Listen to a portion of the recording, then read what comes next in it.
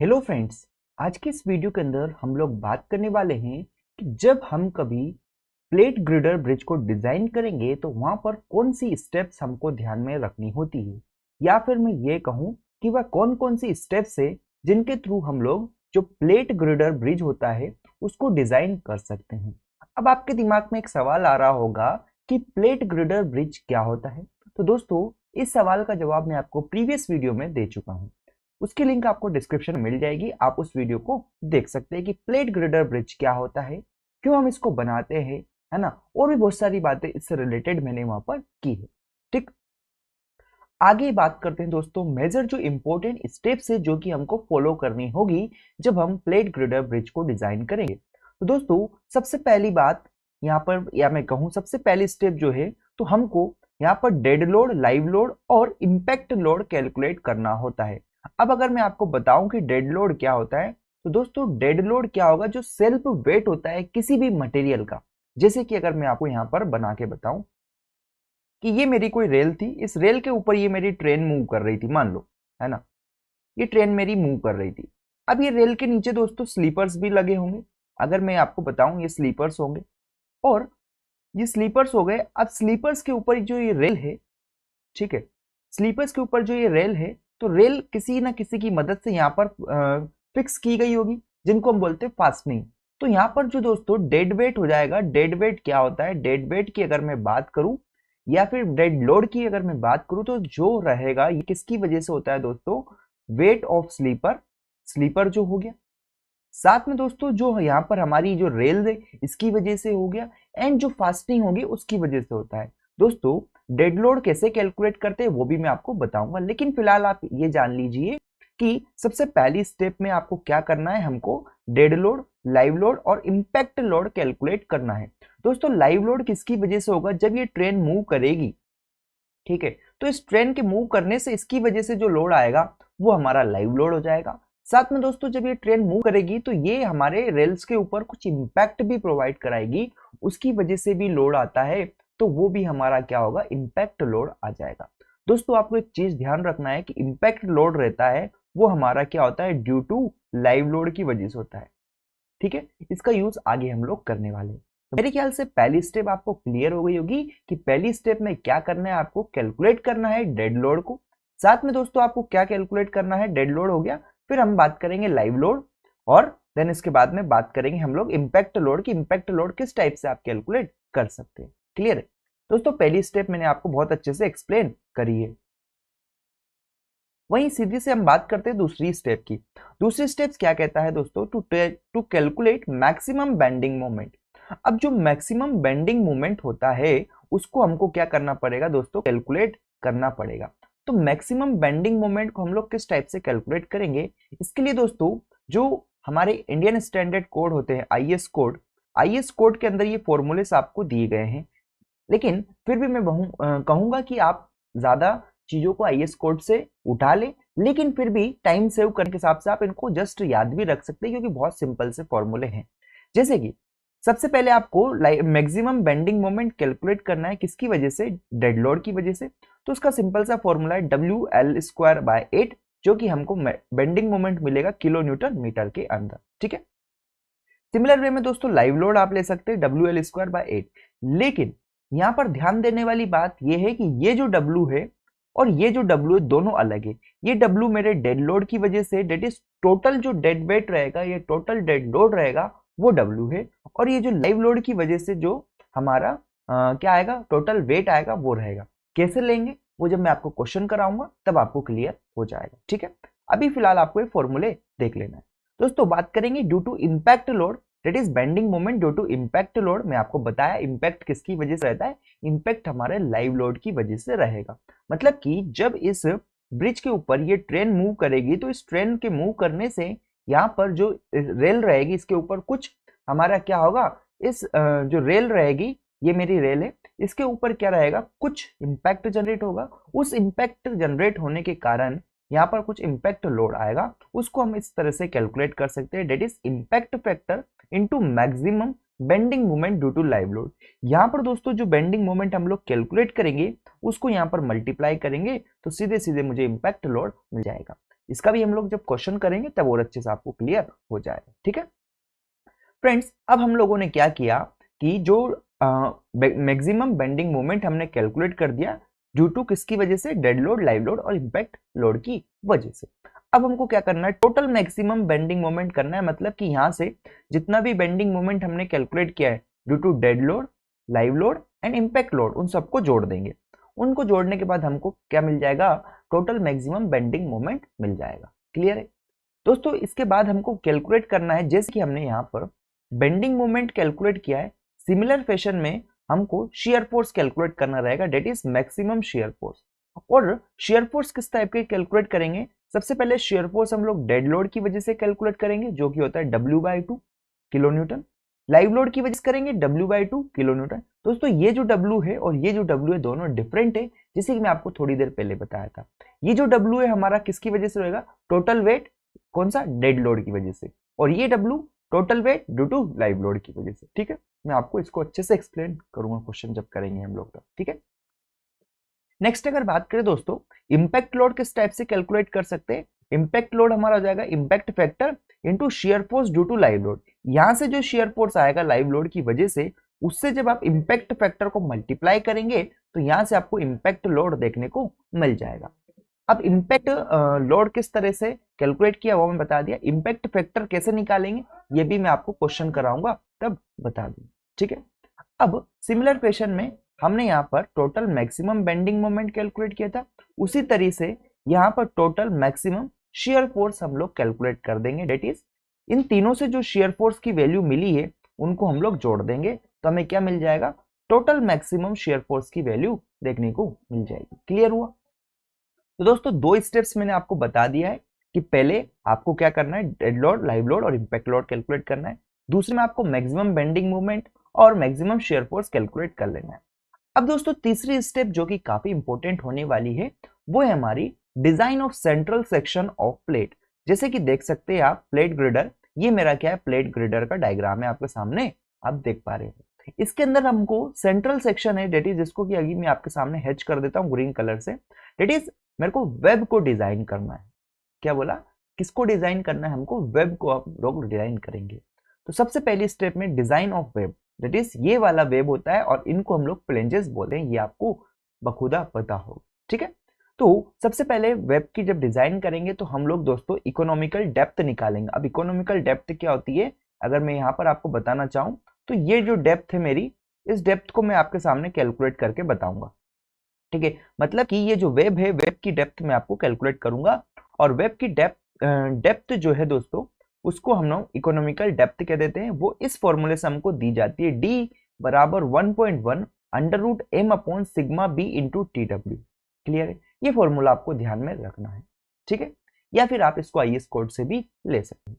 दोस्तों मैं यहाँ पर जिन जिन भी आईएस कोड का यूज करूंगा उनकी लिंक आपको डिस्क्रिप्शन में मिल जाएगी, आप वहां से इनको डाउनलोड कर सकते हैं। ठीक है, तो सबसे पहले बात हमने कैरी किया depth, that is economical depth, जिसका फॉर्मूला मैं आपको बताया 1.1 under root M upon sigma B into T W. यहाँ पर एम क्या होगा दोस्तों, total maximum bending moment. Total maximum bending moment जो कि हमने कहां पर कैलकुलेट किया है दोस्तों, ये टोटल मैक्सिमम बेंडिंग मोमेंट हमने यहाँ पर कैलकुलेट किया। इन सारे बेंडिंग मोमेंट को जोड़ने के बाद उसकी वैल्यू हम लोग यहाँ पर पुट करेंगे।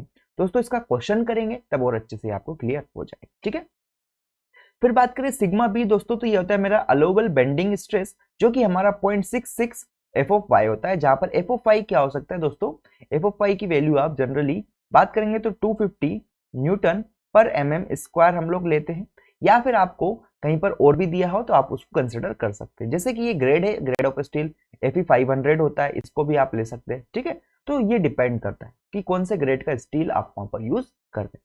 साथ में दोस्तों TW जो है वो है हमारा थिकनेस ऑफ वेब, मतलब कि ये जो है ये वेब है, इसकी थिकनेस है हमारी क्या, TW। क्लियर है, तो मेरे ख्याल से यहाँ तक की चीज आपको क्लियर हो गई होगी। तो मैं सीधी सिंपल सी भाषा में बोल सकता हूँ, जैसे ही मैंने यहाँ से डेप्थ निकाला तो मैं बोल सकता हूँ कि let us provide a web of D by TW। मतलब कि एक वेब में आपके सामने अगर बना के बता देता हूँ तो ये इस टाइप का वेब मैं प्रोवाइड करा दे रहा हूँ, जिसकी क्या बोला, जिसकी ये जो डेप्थ है इसको मैं D बोल देता हूँ और जो इसकी थिकनेस है इसको TW बोल देता हूँ। ठीक है, तो इसका एरिया क्या हो जाएगा दोस्तों, एरिया हो जाएगा D इंटू TW। क्लियर है, अब ये तो हमने यहाँ तक प्रोवाइड करा दिया है। इसके बाद में क्या आता है दोस्तों, हमको चेक करना पड़ेगा कि जो आपने जो थिकनेस प्रोवाइड कराई है दैट इज TW, वो मिनिमम से कम तो नहीं है। दैट इज मैं सीधी सीधी भाषा में बोलूं, मुझे चेक करना पड़ेगा मिनिमम थिकनेस के लिए। तो यहाँ से आपको TW आप कैलकुलेट करेंगे, है ना। TW किस टाइप से आप निकाल सकते हैं, total maximum shear force upon में allowable shear stress into D। दोस्तों इस फॉर्मूले की मदद से आप यहाँ से TW निकाल सकते हैं। अगर मैं आपको मोर प्रिसाइसली एक और चीज बताऊं किस टाइप से निकालेंगे, तो शेयर स्ट्रेस क्या होता है, शेयर स्ट्रेस बराबर अगर सीधे सीधे मैं बताऊं तो शेयर फोर्स अपॉन में एरिया होता है, ठीक है। और shear stress is equal to shear force into area क्या हो जाएगा मेरा, D इंटू TW हो जाएगा, ठीक है। मुझे TW चाहिए तो T that is width of web के लिए आप क्या करेंगे, that is shear force divided by दोस्तों शेयर स्ट्रेस इंटू D कर देंगे। तो यहां से आपको क्या मिल जाएगा, यहां से आपको क्या मिल जाएगा दोस्तों, TW मिल जाएगा, that is minimum width of web मिल जाएगी। और यहाँ पर शेयर स्ट्रेस आप अलाउबल शेयर स्ट्रेस पुट कर सकते हैं, ठीक है। और ठीक है, ये मैं आपको बता दिया कि एक्सप्रेशन कहां से है, वो एक्सप्रेशन यहां से आया कि शेयर स्ट्रेस बराबर होता है शेयर फोर्स अपॉन एरिया, और शेयर स्ट्रेस बराबर शेयर फोर्स, एरिया क्या दिया गया मुझे इस वेब का, क्रॉस सेक्शन एरिया अगर आप देखेंगे D into TW, D into TW, और TW को इधर भेज दूंगा और शेयर फोर्स शेयर स्ट्रेस से डिवाइड करेंगे तो shear force upon shear stress into D, यहाँ से TW आ जाता है, that is width of web आ जाएगा, ठीक है। तो सॉरी, विड्थ नहीं, थिकनेस ऑफ वेब हमको यहाँ से मिल गया, क्लियर। तो यहां से ये जो एक्सप्रेशन आपको मिला, इसमें आपने देखा अलाउबल शेयर स्ट्रेस, तो अलाउबल शेयर स्ट्रेस की वैल्यू 0.4 टाइम्स FOFI होता है, ये भी इंडियन स्टैंडर्ड कोड में दिया गया, ठीक है।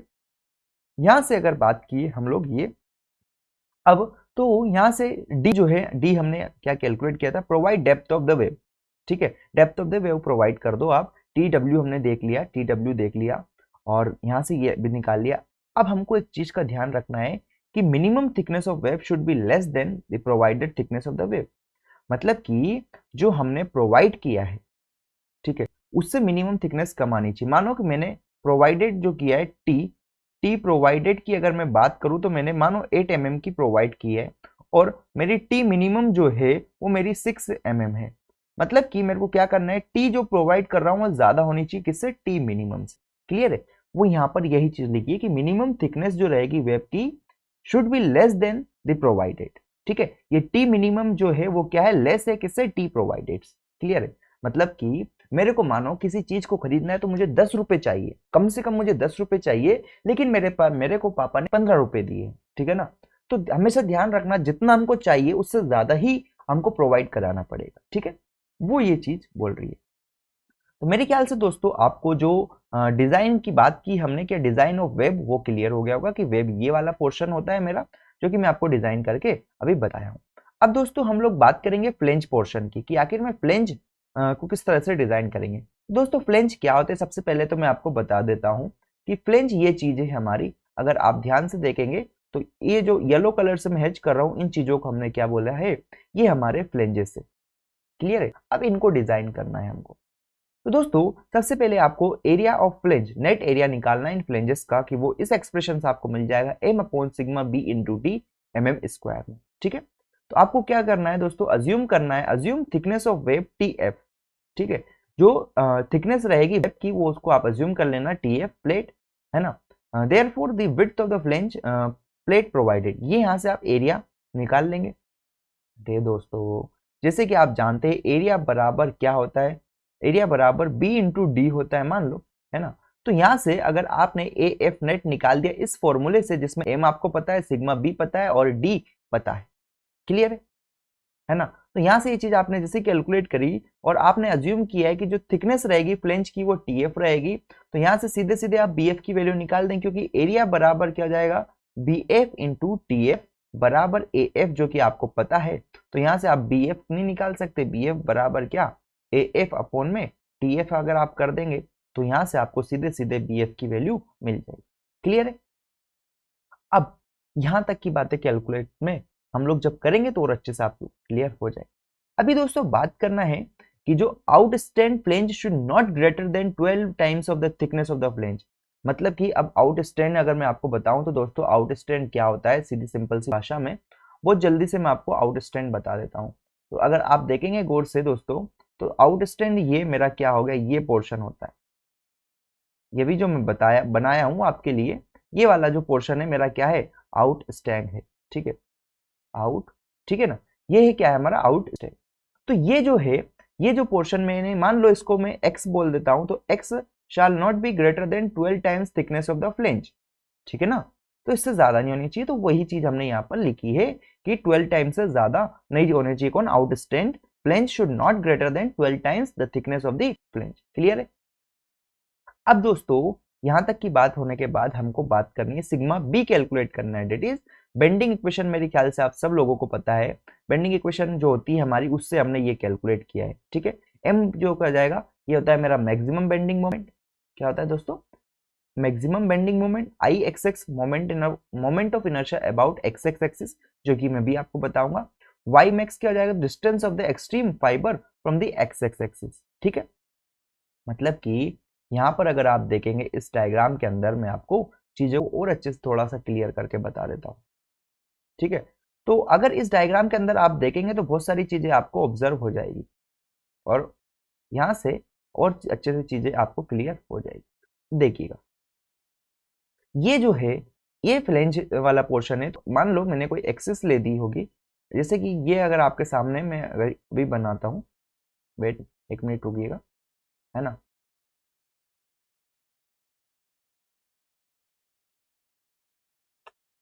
है ना, जैसे कि ये आपके सामने अगर मैं बनाया, ये मेरी क्या है, ये मेरी बन नहीं पा रहा है, थोड़ा सा टाइम लग रहा है।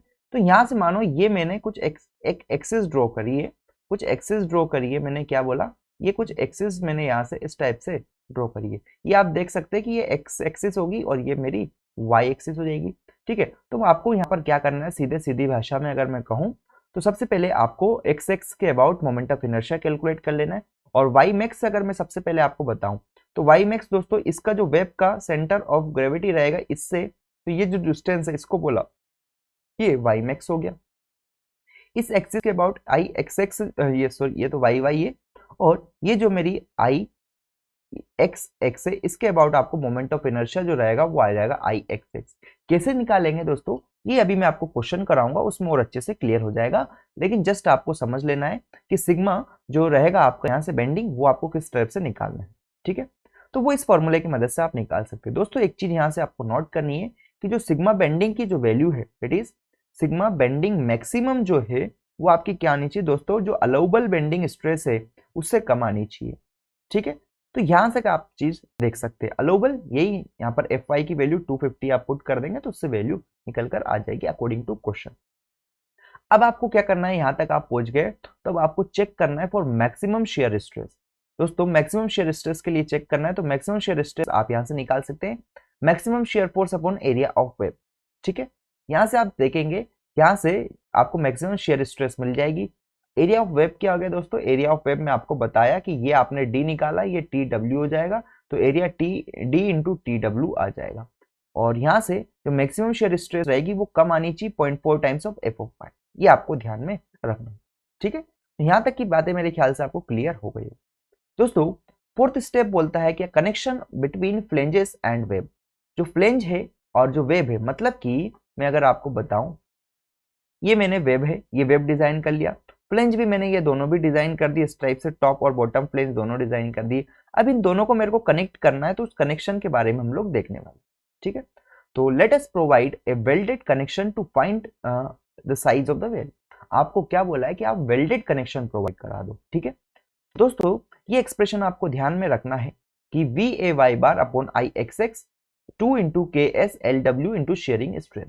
दोस्तों यहाँ पर सारी चीज के बारे में मैं बता देता हूँ कि कौन क्या है। V जो है आपका शेयर फोर्स है, ए वाई बार क्या जाएगा A one Y one plus A two Y to.